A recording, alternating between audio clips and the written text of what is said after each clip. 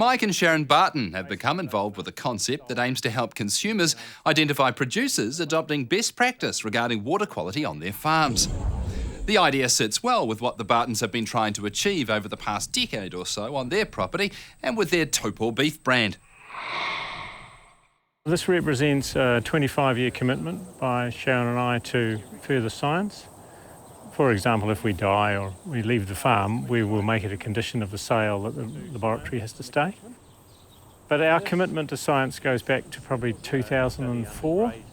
Like every other farmer in the catchment, we didn't really believe the science at that point. It was just too confronting. We wanted the problem of nitrogen going into the lake to be batch owners or the town or anyone but us.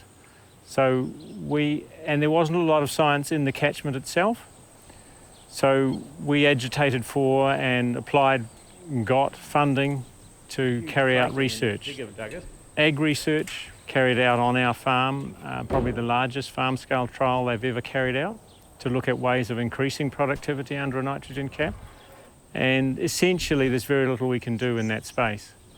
This trial was to look at lucerne and under a cut and carry regime, and for the first time in probably 12 years we've had a win. This is a sample of water taken from one of the lysimeters that drains the lucerne over there. Now what we've found is that there's only roughly 3 kilograms per hectare of nitrogen in this system. The leaching under lucerne is the same as it would be under native forest.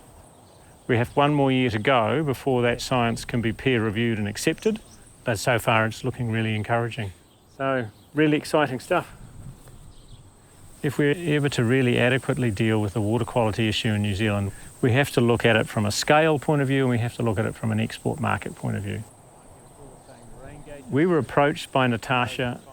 She came to the farm one day and said that she was involved in a project looking at trying to verify and brand farm produce from a water quality point of view.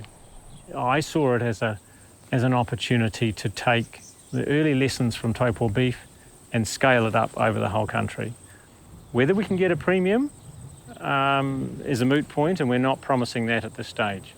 What we're looking to do, though, is to try and develop an accreditation or a mark that talks to consumers about what farmers are doing in order to protect water quality. So it's a way of bringing consumers and farmers closer together so we can have a more real conversation around this sort of stuff. Because I do believe in the past, consumers and farmers have been somewhat distant on this issue, and it's quite easy if you're a consumer to blame the farmer for water quality issues without understanding your impact in terms of the price you're willing to pay for that product.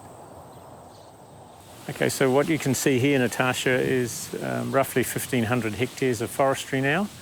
It was 4 ballot farms, sheep and beef farms, so it's not a dairying issue. We've had to, basically those farms have been sold. The Lake Taupo Protection Trust has then on-sold the land to a forestry company, put a covenant on the land such that it can't ever have livestock again. A couple of years ago, I was at a conference and heard a man get up there and passionately speak about the issues that were facing farmers in terms of water quality. He set a challenge to the audience, basically saying, as consumers, you're also part of the issue and you have an opportunity to be part of the solution. Now, that man was Mike Barton, who I'm now working with, and Reese Miller, who we're also working with. He happened to be at that conference as well, although we didn't all know each other then. And both Reese and I were really inspired by what Mike had to say, and that led us into looking into these issues. Our team's called Food, Farms and Freshwater.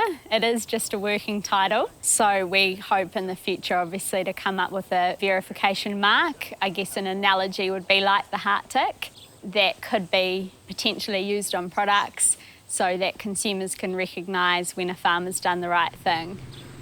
We've got a mixture of farmers and farms in New Zealand. Some are already doing the right thing, and that's where we want to start. We want to recognise those farmers who are going the extra mile and ensuring that we can swim and fish in our waterways.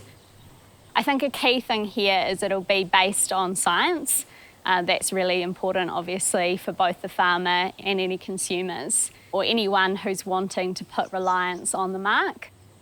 We're working with some farmers now who will hopefully sign on, and that'll also mean 4 different regional councils, because councils have taken a different legislative or policy approach to these issues. So we want our system to be applicable to every region.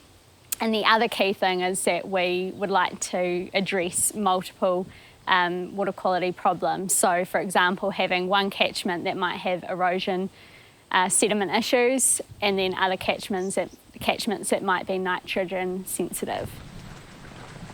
The relationship between what our project's doing and what Mike and Sharon have done here in Taupō is we're really providing the verification side of it and the accreditation, with the idea that it may provide other farmers with a market opportunity should they wish to verify some claims that they wish to make. I'd love to be working with a lot of farmers, and having developed the system, I'd love to see the mark out there in the marketplace and it being used as a way to recognise farmers who are taking care of our environment, particularly our water.